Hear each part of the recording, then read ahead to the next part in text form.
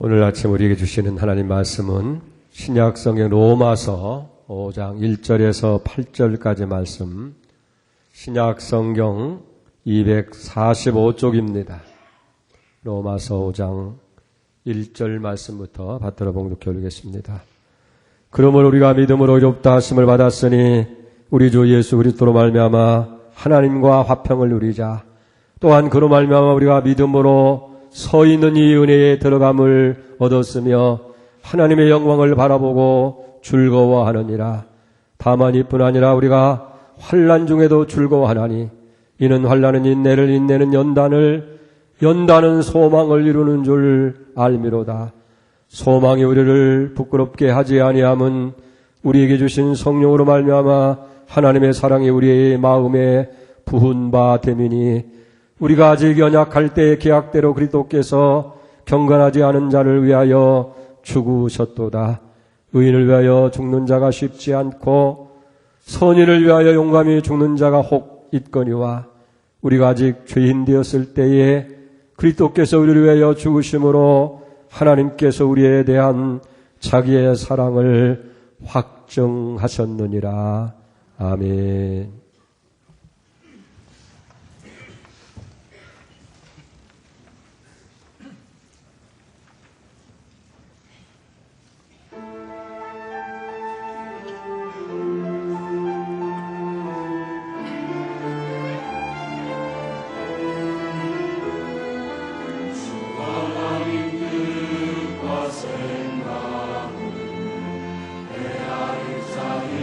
있으려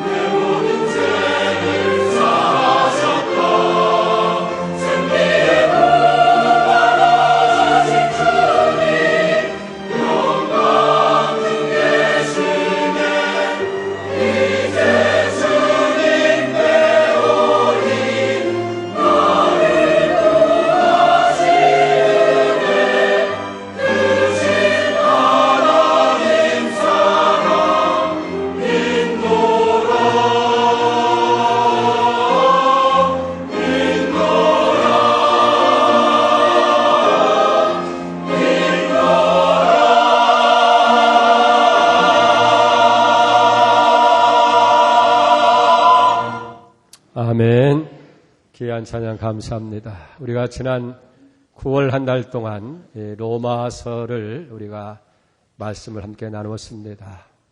주제가 믿음으로 의롭다함을 얻는다. 로마서 3장에서 말씀한 대로 모든 사람들이 다 죄를 범했습니다. 의인은 한 사람도 없어요. 그래서 하나님의 영광에 이를 수 없는 그런 비참한 존재가 됐는데 3장 24절에 보면 그리스도 예수의 속량으로 말미암아서 하나님의 은혜로 우리가 값없이 의롭다 하심을 얻은 자 되었느니라. 무슨 노력한 것이 아니에요. 내가 애쓰고 수고해서 든 것이 아니라 값없이 노력 없이 수고 없이 아무한 일이 없는데 다만 하나님의 은혜로 그걸 우리가 믿음으로 의롭다함을 받았다 하는 거예요. 받을 것이다가 아니라 받은 거예요. 아멘입니다.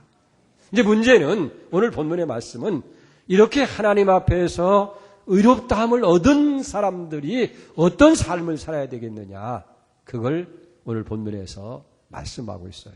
오늘 1절을 보게 됩니다. 그러므로 우리가 믿음으로 의롭다 하심을 받았으니 우리 주 예수 그리스도로 말미암아 하나님과 화평을 누리자 했어요. 의롭다 하심을 얻었다고 하는 여기 이 의라고 하는 것은 하나님과의 바른 관계입니다. 여러분, 우리가 이걸 알아야 돼요. 하나님은 의로우신 분이기 때문에 죄인이 하나님을 만날 수가 없어요. 설사 하나님을 만난다 하더라도 그 죄 때문에 죽을 수밖에 없는 거예요.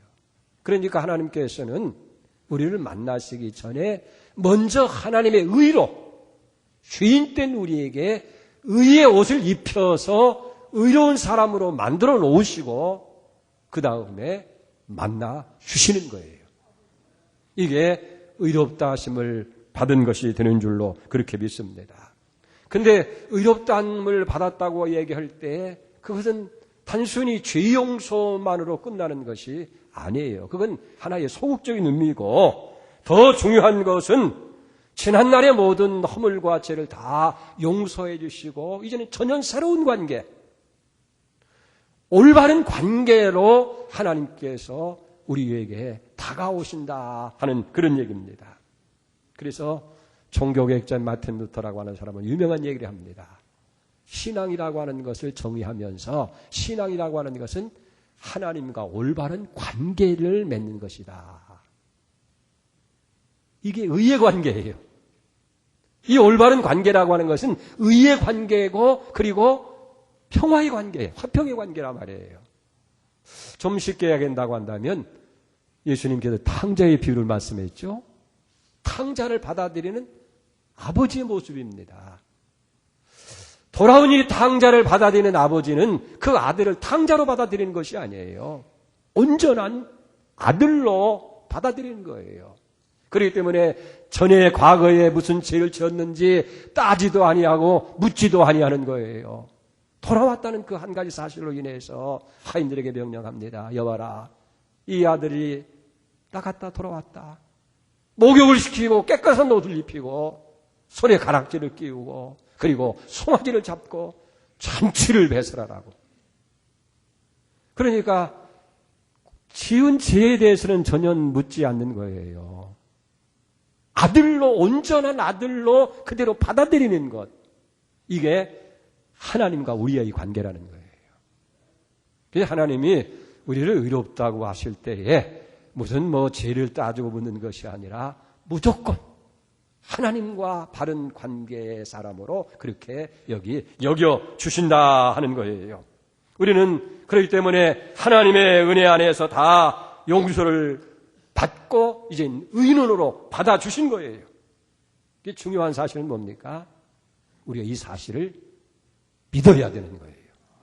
우리가 정말 예수를 믿어서 하나님 앞에 이제는 의로운 사람으로 인정받고 우리 자신이 하나님의 자녀가 됐다. 하나님과 이제는 과거에는 죄로 인해서 원수됐던 우리들이지만은 저주의 자식들이었지만은 이제는 하나님과 올바른 온전한 관계, 자녀의 관계가 되었다고 하는 이 사실을 분명히 우리가 믿어야 되어진다 하는 얘기예요. 우리 간혹 우리 신앙을 보면 하나님의 용서를 믿습니다. 하나님의 사랑을 믿습니다. 그러면서도 나 자신에 대해서는 용서를 하지를 아니하는 거예요. 여러분, 왜 그런 줄 압니까? 우리가 하나님의 의롭다 하심을 믿었다고 한다면 그 다음에 중요한 것이 뭐냐면 내 자신을 우리도 용서를 해야 돼요. 내 자신 스스로가 의로운 사람이라고 인정을 해야 된다 그 말이에요. 하나님께서 용서하시고 하나님께서 다 사랑하는 자녀라고 그렇게 인정을 해 주었는데 나는 내 자신을 생각할 때 늘 죄 속에 살아갑니다. 나는 죄인이고 나는 부족한 것뿐이고 그렇게 여기고 살아가는 것이 마치 신앙생활 잘하는 것처럼 그렇게 착각을 하면서 늘 죄인으로 그렇게 살아간다는 거예요. 물론 우리가 잘못된 것에 대한 그런 죄의식, 죄책감은 가져야 되지만은 하나님께서는 너는 죄가 없다라고 선언해 주셨는데 여전히 그 죄에 매여서 살아간다고 하는 것은 하나님을 만유로 기른 거예요. 그렇기 때문에 하나님께서 네 자에 사했다 이 사실을 믿고 내 스스로도 내 자신을 용서하고 내가 이제는 하나님 앞에 의로운 사람이 되었다고 하는 사실을 인정해야 된다 하는 거예요. 이것이 오늘 바울이 여기 이야기하는 말씀인 줄 믿습니다. 그러면 이렇게 하나님 앞에서 의롭다함을 입은 사람들은 이제는 어떻게 살아야 되겠느냐. 그래서 5장 1절에 그러므로 우리가 믿음으로 의롭다 하심을 받았으니 받은 사람이 됐으니 그리스도 예수로 말미암아서 하나님과 화평을 누리자 그랬어요. 하나님과 하나님 앞에 의로운 사람으로 이제 그렇게 인정을 받았으니 그걸 전제로 해서 우리가 어떻게 사느냐. 하나님과 화평을 누리자는 거예요. 여기 화평이라고 하는 말은 히브리 말로 샬롬이라는 말이에요. 근데 이 화평이라는 말 그 자체만 가지고는 전체를 다 설명이 안 돼요. 자, 화평을 누리자는데 도대체 뭐냐. 이걸 헬라 말로는 에이렌이라고 부르는 거예요. 그 에이렌의 뜻은 뭐냐면 건강하게 잘 사는 상태, 아무 문제 없는 그런 상태에 다툼이나 분쟁 없이 잘 사는 것. 그래서 평화, 행복의 의미가 여기 에이렌이라고 하는 이 말 속에 포함되어 있는 거예요. 그렇게 살아야 된다는 거예요. 특별히 히브리 사람들은 이 샬롬이라고 하는 평화라고 하는 화목이라는 말을 굉장히 중요시 여깁니다.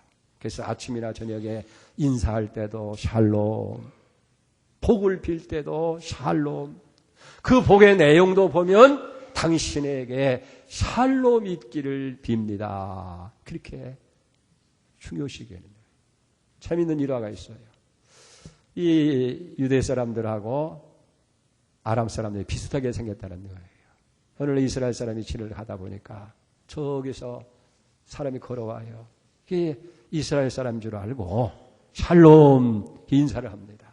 그럼 당연히 상대방도 샬롬하고 받아야 할 텐데 뭔가 쭈삣쭈삣하면서 그냥 지나가는 거예요.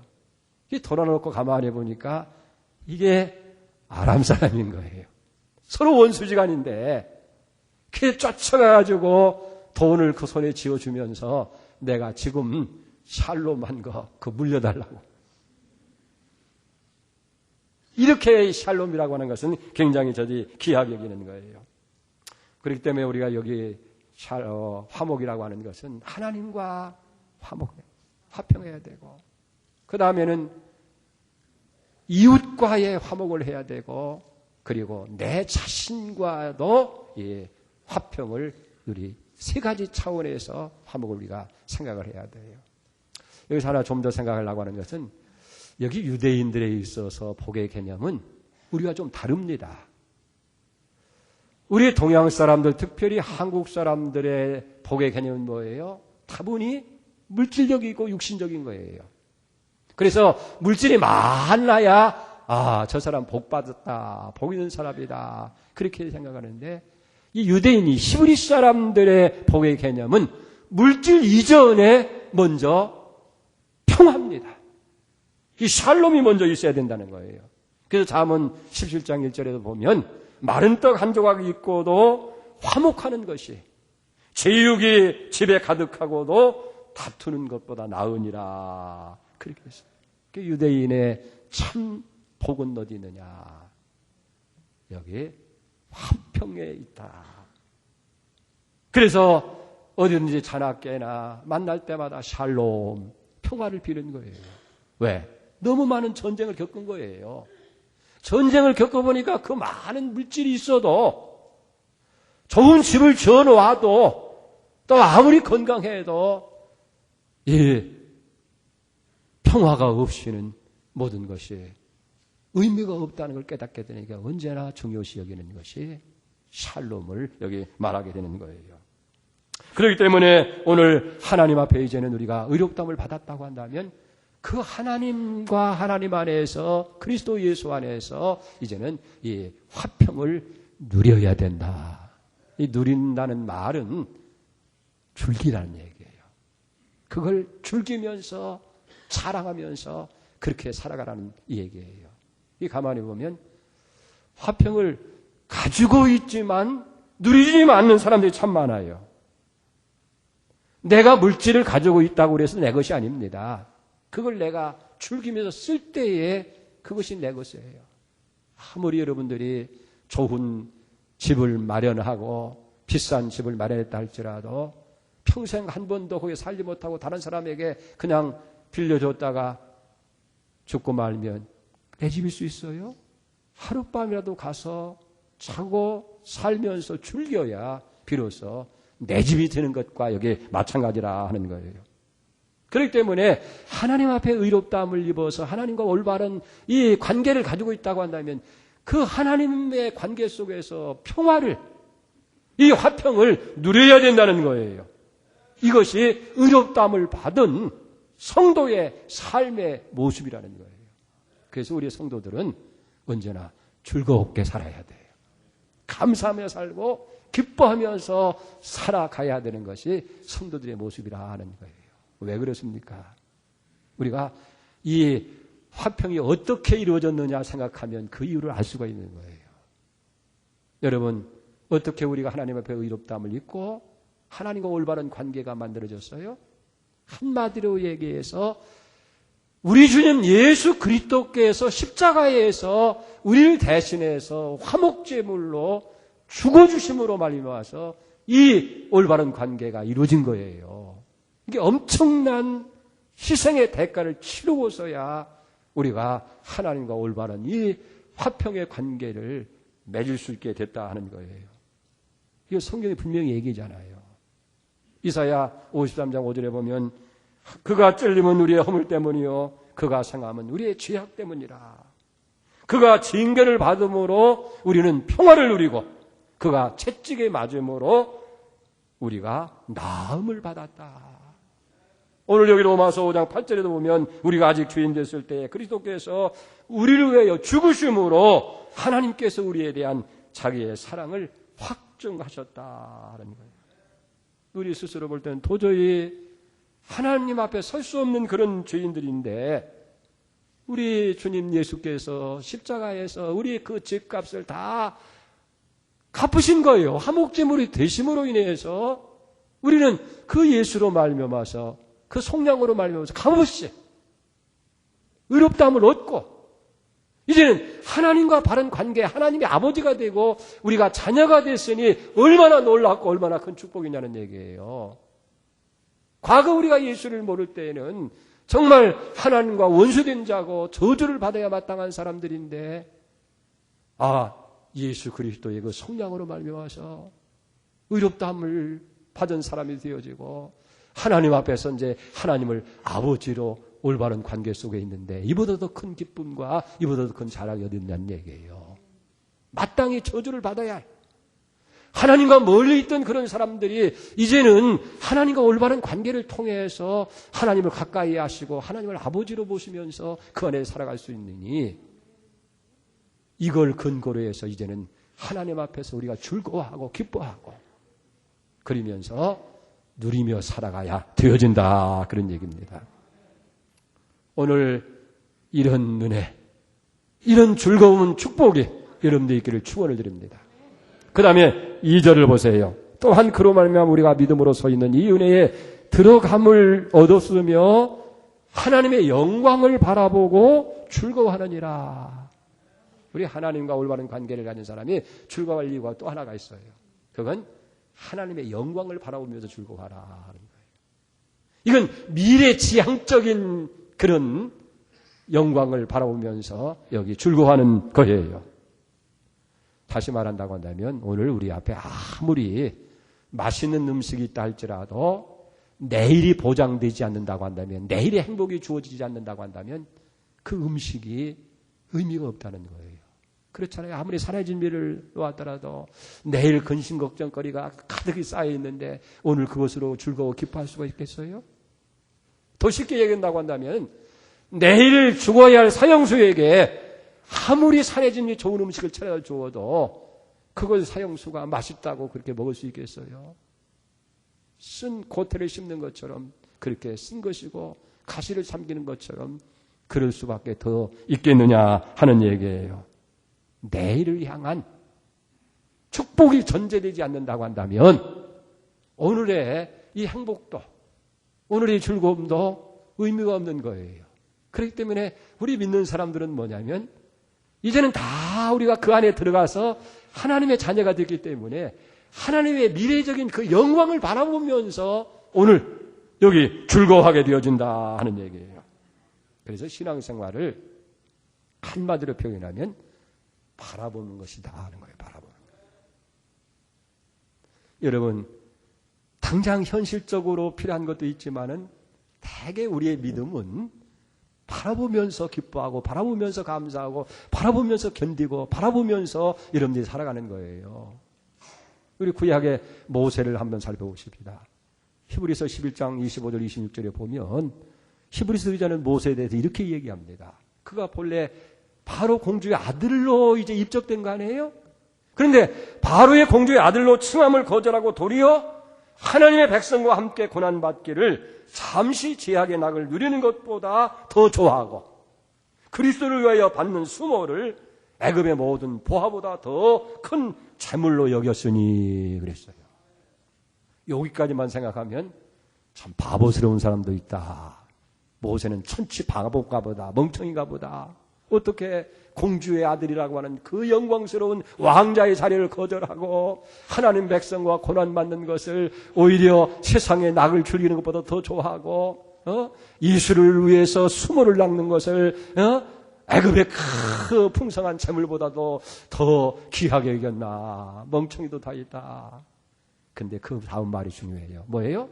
이는 왜 그랬냐? 이는 상 주시는 일을 바라봅니다. 상 주시는 분. 장차 하나님께서 지금은 이런 것을 거절하고 힘든 것이 손해보는 것 같고 어려운 것 같지만은 하나님이 주실 그 영광을 바라보니까 그 상을 바라보니까 이건 아무것도 아니에요. 그래서 바울도 로마서 8장 18절에 얘기했잖아요. 현재 고난, 장차 나타날 하나님의 영광과 좋게 비교할 수 없도다. 그래서 그 치유도 모든 거 다 내려놓고 그 고생하면서 산으로 바다로 죽을 고비를 넘기면서 그가 나가는 거 아니에요. 왜? 하나님의 영광, 앞으로 있을 영광을 바라보면서. 사랑하는 여러분, 그렇습니다. 오늘 우리가 하나님 앞에 충성하고 헌신하고 여러분들이 드리는 모든 것, 지금은 손해보는 것 같고 힘든 것 같지만은 하나님에서 다 상 주실 줄 믿습니다. 그거 바라보고 오늘 우리가 충성하고 헌신하는 거예요. 오늘 이 은혜, 그래서 하나님의 영광을 늘 바라보면서 즐거워하고 생각만 해도 괜히 피시피시 웃어요. 왜? 가만히 생각해 보니까 하나님 안에 있는 그 놀라운 그걸 생각만 해도 그냥 감동스러운 거예요. 그래, 조금만 견뎌보자. 그러면 그 영광스러운 것들이 다 내 것이 되는데. 그래서 예수 믿는 사람은 괜히 비식비식 웃고 고통과 어려움 중에서도 즐거워하는 거예요. 할렐루야. 하나님의 영광을 바라보고 즐거워하느니라. 그 다음에 3절 4절을 봅니다. 다만 이뿐만 아니라 우리가 환난 중에도 즐거워하나니 이는 환난은 인내를, 인내는 연단을, 연단은 소망을 이룬 줄 압니다. 이렇게 하나님과 올바른 관계를 가진 사람은 그 영광을 바라보며 즐거워하는 것으로 끝나는 것이 아니고 환난 중에도 즐거워한다는 거예요.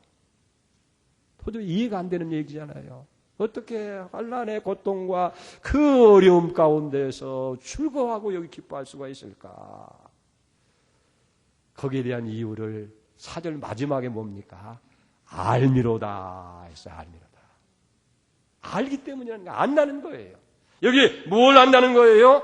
아무리 환난이 있다 할지라도 하나님과 화목한 사람은, 하나님과 올바른 관계를 가지고 있는 사람은 그 환난의 의미를 알 수 있다는 거예요.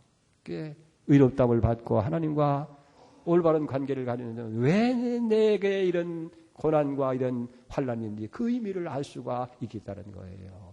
가령 예를 든다고 한다면 부모가 자식에게 매를 때릴 때에 정말 나를 사랑하고 나를 아껴서 매를 때린다고 생각한다면 그 매가 문제가 될 거 없어요.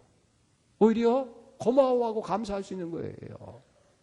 반대로 내가 미워서 싫어서 잘못되게 하려고 나를 질책하고 매를 친다고 한다면 반대 현상이죠. 그 슬픔이요, 괴로움이요, 고통이고 원망입니다. 그런데 보세요. 똑같은 매라도 부모와 자식이 온전한 관계로 있을 때는 그 매가 문제가 아니에요. 사랑의 손길을 느끼는 거예요. 그러나 그 관계가 깨졌을 때에 그게 더 문제가 되어지는지. 그렇기 때문에 뭡니까? 환난 중에도 즐거워한다는 거예요. 왜 그렇습니까? 여기 환난을 인하는 사람들은 그리스도 안에서 그 환난의 의미를 우리가 알고 있기 때문에 이런 거예요. 그 의미가 뭐냐? 계속 설명하잖아요. 4절에 보면 환난은 인내를 낳고, 인내는 연단을 낳고, 연단은 소망을 이루는 줄 알미라 그랬어요. 여기 인내라고 하는 말은 뭐예요? 우리말로는 참는다 하는 거예요. 그 인내를, 환난을 참는 것으로 끝난다면 의미가 없지요. 그런데 헬라 말에 보면 이 인내라는 말을 푸시케라고 그래요. 푸시케. 그건 세상을 이기는 힘을 갖는 정신을 얘기합니다. 그러니까 환난은 뭐냐면 그걸 이길 수 있는 힘을 생산하게 된다는 그런 의미가 이 푸시케라고 하는 말 속에 내포되어 있는 거예요. 그래서 하나님 안에서 화목하는 자는, 의롭다함을 입은 자는 환난을 맞을 때에 무슨 생각을 하게 됩니까? 이걸 통해서 하나님께서 얼마나 놀라운 축복을 주는지를 생각하는 거예요. 고난이 힘들고 어렵다고 해서 낙심하고 절망하는 것이 아니라 하나님이 얼마나 큰 은혜를 저에게 주시려고 합니까? 내가 이 고난을 이기고 나면, 이 시련을 극복하고 나면 더 놀라운 하나님의 축복이 내게 주어진다. 그런 걸 생각하면서 그래, 조금만 참자, 인내하자, 견디자. 할렐루야. 이렇게 그걸 이길 수 있는 힘, 이길 수 있는 그런 능력을 이 인내라고 하는 말 속에서 우리가 찾을 수 있다 하는 거예요. 그 다음에 인내는 뭐냐? 연단을 낳고 그랬어요. 인내는 연단을. 이 연단이란 말은 쇠붙이에 사용되는 말인데, 은이나 금 같은 또는 이 철과 같은 쇠붙이를 이제 불 속에 집어넣어서 아주 달구어가지고 그 다음에 새우에 넣고 망치로 막 두드려가지고 더 강한 쇠를 만드는 것을 연단이라, 두드리는 걸 연단이라 그럽니다. 아마 연세 많으신 분들은, 지금은 그 찾기 없습니다만 시골 큰 마을 입구에 가면 대장간이 있어요. 대장간. 대장간에 가면 언제나 여름에도 화로를 만들어 거기다 풀물을 해가지고 불이 팍 거기 달아오는 겁니다. 그러면 가정에 있던 이제 칼이라든지 새서랑이라든지 농기구를 갖다가 주면 거기서 그 대장장이가 그걸 불 속에 달고 가지고 새우에 놓고 막 두드립니다. 계속 두드리게 되어지면 아주 단단하고 강한 그런 도구가 되어져서 만들어지는 걸 봅니다. 그냥 불 속에 넣는다고 그래서 달궜다고 그래서 한다는 것이 아니라 많이 두드리고 연단하는 거예요. 우리의 신앙 인격도 똑같은 거예요. 환난을 통해서 계속 우리의 삶을 두드립니다. 힘들어요. 아파요. 고통스러워요. 그러면서 그걸 통해서 우리 안에 있는 모든 불순물과 찌꺼기들이 다 제거해야 되어지고 더 온전하고 강한 신앙 인격과 삶을 만들어버리는 거예요. 세상에서 가장 큰 고통 사람이 누구예요? 욥이잖아요. 하루아침에 10자녀가 다 한자리에서 죽고 그 많던 재산이 다 없어지고 건강까지 잃어버리고 가정까지 깨져서 아내까지 저주하고 도망가버리고 얼마나 비참한 자리입니까? 근데 그 환난 가운데 범죄하지 않습니다. 환난의 의미를 안 거예요. 욥기 23장 10절에 뭐라고 말씀합니까? 그러나 내가 가는 길을 그가 아시나니 그가 나를 연단하신 후에 내가 순금이 되어 나오리라. 온전한 찌꺼기가 없는 불순물이 없는 순도 100%의 순금을 만드시기 위해서 이런저런 고난이 내게 주어졌다. 내 가는 길을 하나님이 다 아십니다. 나를 연단하신 후에 내가 순금이 되어서 나오게 됩니다. 할렐루야. 하나님 앞에 찬양과 영광을 돌리게 되어지는 줄 믿습니다. 그래요. 환난은 인내는 여기 연단을, 그리고 연단은 마지막에 뭐예요? 소망을 이루는 거예요. 우리가 기대하는, 정말 내가 이런 사람이 됐으면 좋겠다. 이렇게 하나님 앞에 이런 사람이 됐으면 좋겠다라고 하는 그 소망을 이루기 때문에 환난을 중에도 즐거워하게 되어진다 하는 거예요. 시골에 가보면 봄에 농부가 나뭇가지를 다 잘라줘요. 이걸 전지라고 그러잖아요. 가위로 다면 다 잘라주는 거예요. 왜 잘라줍니까? 나무가 미워서 죽어버리라고 그냥 잘라는 것이 아니에요. 이 웃자라지 않도록 가지들을 이렇게 잘라줘요. 그러면 그게 그 자를 때 그 나무는 아파요. 나무도 말을 못해서 그렇지. 그 뭐 진액을 내놓고 정말 보지 않아서 그렇지 몸부림치는 거예요. 근데 그게 굳어질 쯤 되면 봄에 새순이 싹 나오게 돼서 거기에 풍성한 많은 열매를 맺는 모습을 우리가 여기 볼 수 있지 않습니까? 자르는 아픔. 그게 환난인 거예요.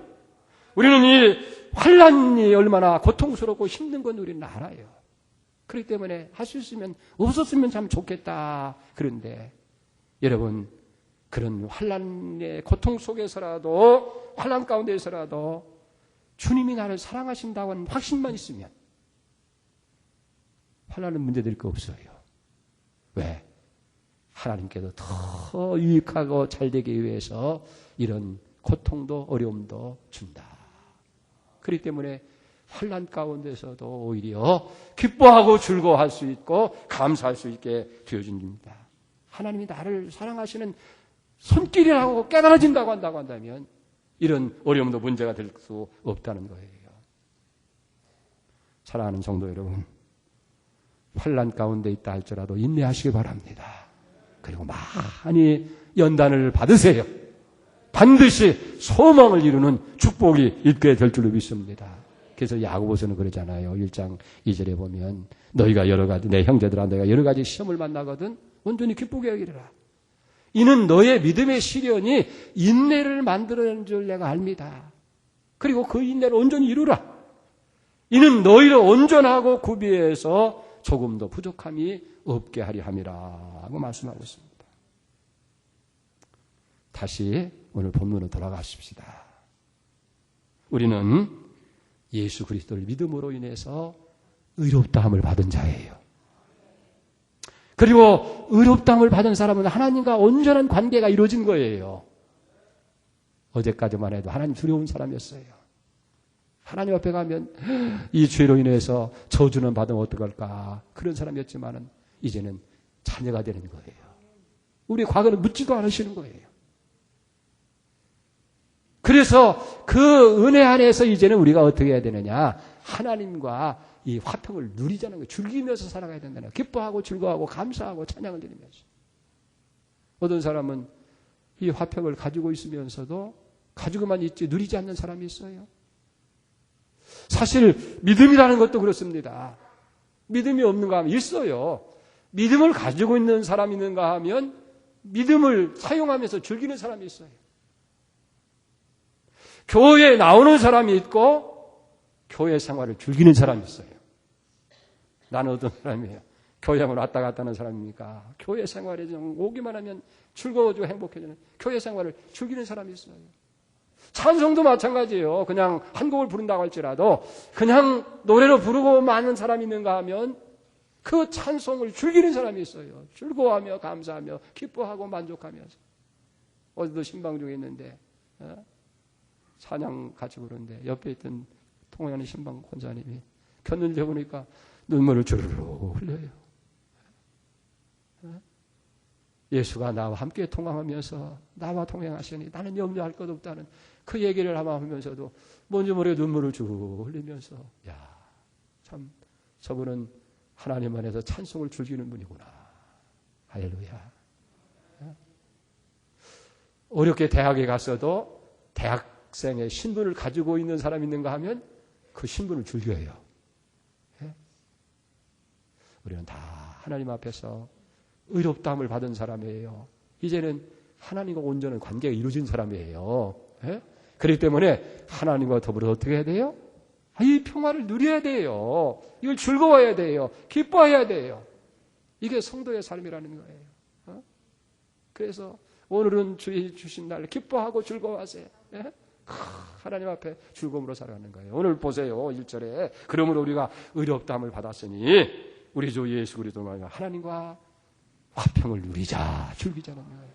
그 영광을 바라보면서 비록 환난을 당하더라도 환난 중에도 즐거워하자. 할렐루야. 오늘 이런 삶이 이름되어 있기를 주님으로 축복합니다. 기도합니다. 하나님 감사합니다. 영원히 죄로 멸망을 받고 저주를 받은 저들이었지만은 우리 주 예수 그리스도의 속량으로 말미암아서 우리는 값없이 내가 한 것이 아무것도 없는데 우리를 의롭다 하심을 받게 하시고 이제는 하나님과 바른 관계를 맺게 하시니 감사합니다. 주여 이걸 가지고만 있지 말고 이제는 우리가 하나님과 더불어서 이 화평을 누리며 살게 하시고 즐기며 살아가게 하시고 그 안에 살아가는 저들이 될 수 있도록 축복하여 주시옵소서. 이것이 바로 의롭다함을 얻은 성도들의 삶의 모습인 줄 믿습니다. 기뻐하고 즐거워하고 찬양하고 영광 돌리며 살아가는 저들 되도록 인도하여 주옵소서. 예수님의 이름으로 감사하며 기도 올려옵나이다. 아멘.